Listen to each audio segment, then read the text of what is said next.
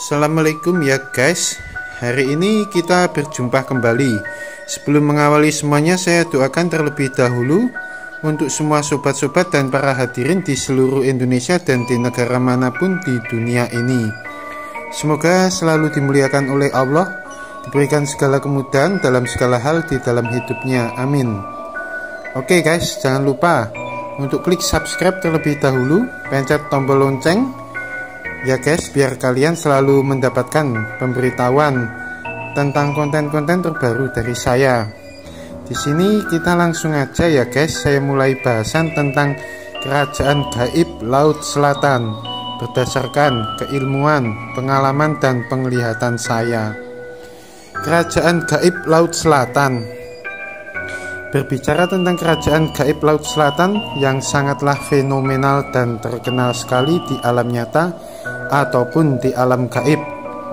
Tentunya kerajaan Laut Selatan adalah milik kekuasaan Ratu Kidul sebagai sang penguasa dari kerajaan terbesar di Laut Selatan, dan kerajaan gaib Laut Selatan adalah salah satu dari kerajaan-kerajaan gaib terbesar di alam gaib.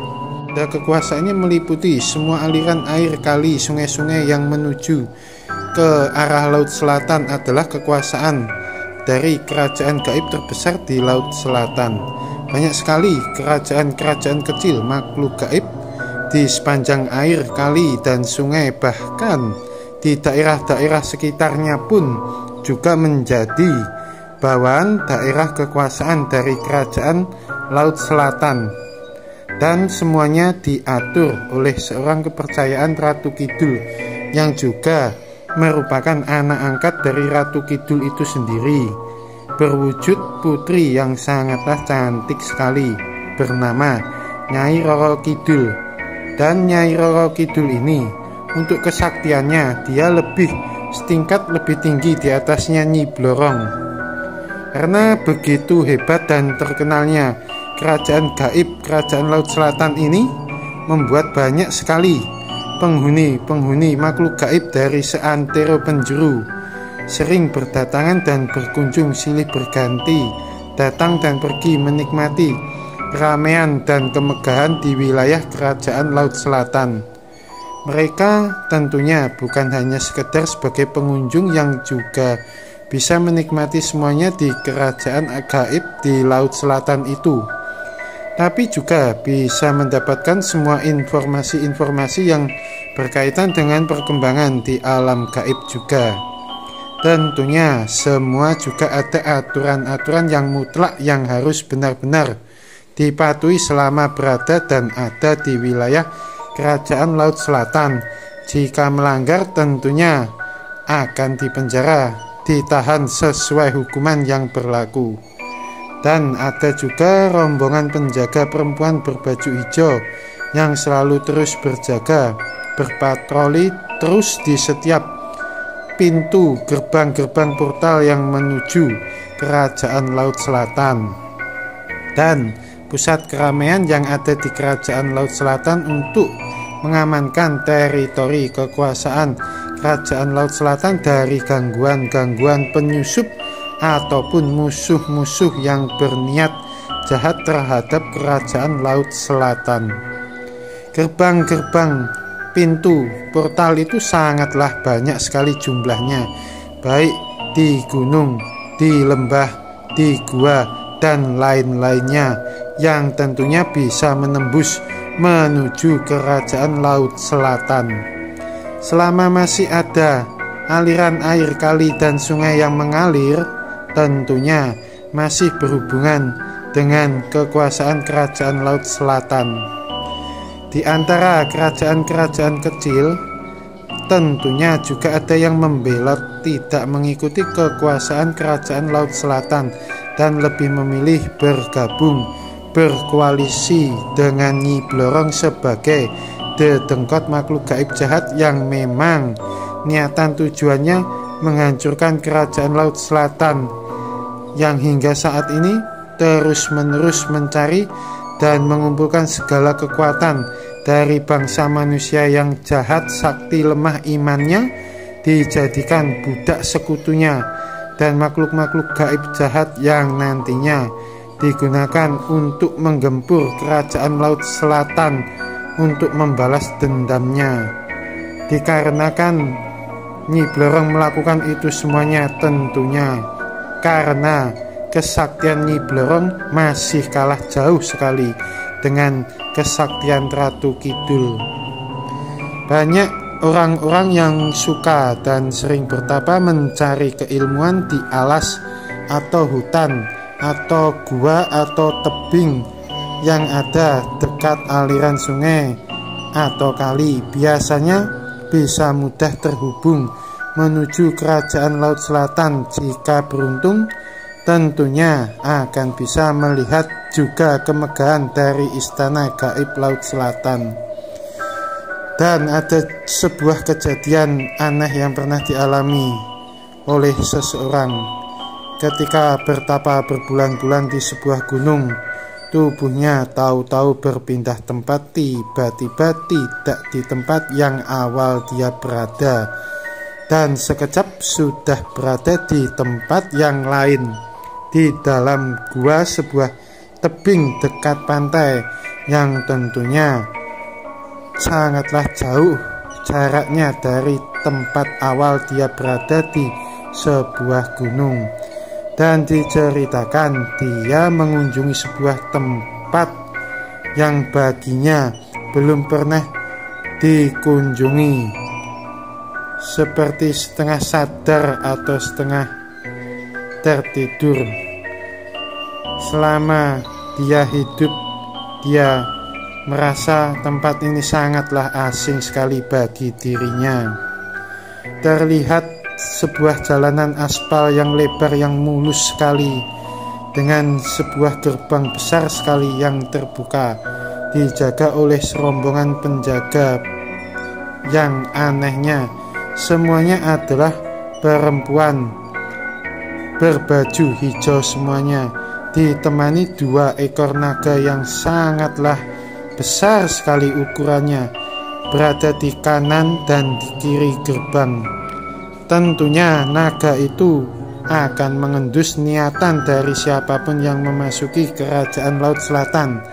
Jika berniat jahat, tentu naga akan melemparkan pengunjung yang jahat kepada penjaga pintu gerbang untuk ditahan, dimasukkan penjara, untuk diinterogasi dan diberikan hukuman yang sesuai dengan niatannya.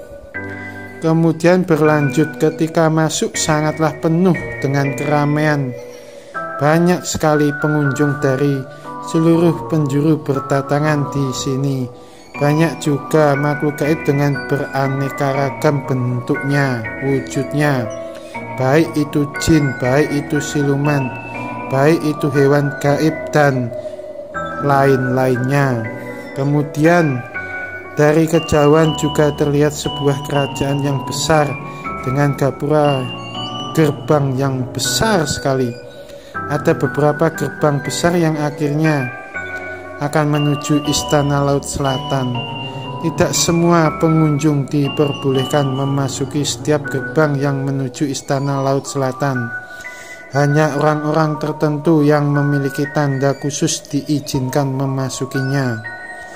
Di dalam gerbang yang tidak diperbolehkan adalah taman yang sangatlah indah sekali, dan pendopo yang kecil ataupun yang besar yang tentunya juga sangatlah luar biasa sekali indahnya, terbuat dari emas. Nampak sebuah istana yang sangatlah megah, besar, dan sangat indah sekali bentuknya, penuh dengan ornamen hiasan manikam batu mulia yang indah, penuh kemilau, terutama emas asli dari kejauhan yang sangatlah bersinar kemilauan, menyilaukan mata yang tak biasa melihat bangunan istana. Itu sangat indah, terutama di dalam gerbang istana juga terlihat nampak kuat sekali penjagaannya, berlapis-lapis, banyak sekali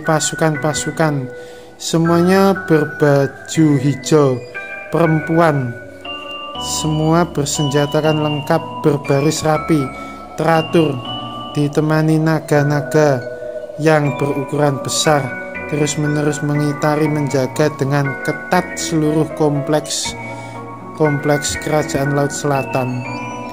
Tentunya di dalam istana juga luar biasa sekali indahnya dan mewah, yang hiasannya mengalahkan indahnya perabotan-perabotan di dunia nyata. Ada sebuah podium yang mewah, yang ada bawan-bawan dan dayang-dayang berbaju hijau yang cantik sekali, berjumlah banyak, sekitar ratusan, ikut mendampingi.